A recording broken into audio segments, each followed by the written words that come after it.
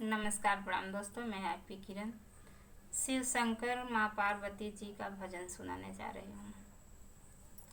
ससुरा में होई तोहर बहुत नगती, अरे बहुत नगती हो। माती के दिहल समारी न हो राम। ससुरा में होई तोहर बहुत नगती, अरे बहुत नगती हो। माती के दिहल समारी न हो राम। माती के दिहल समारी न हो राम।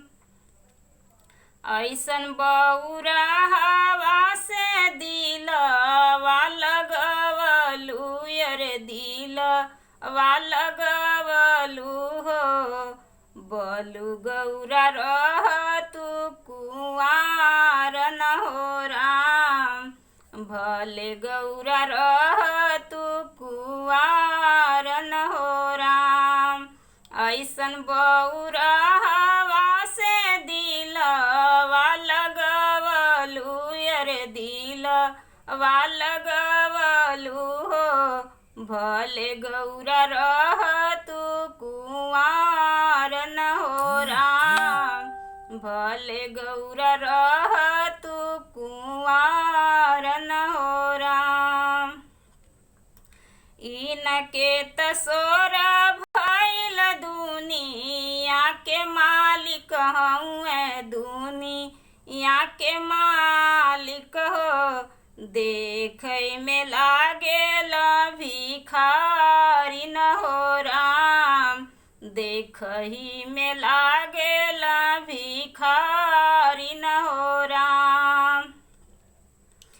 पहिनल मृग छाल गला सफवा कमाला, अरे सफवा कमाला हो।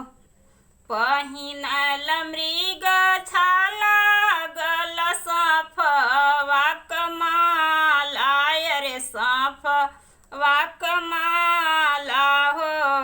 जटवा में गंगा जी का धार न हो राम।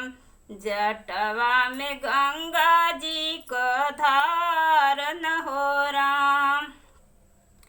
पतई चबैलू जाके बनावा में दिहलू बचपना वहाँ गुजारी, बचपना वहाँ गुजारी हो। अड़भंगिया पे गईलू लो भाई न हो राम। ससुरा में होई तोहर बहुत नगती, अरे बहुत नगती हो। मती के दिहल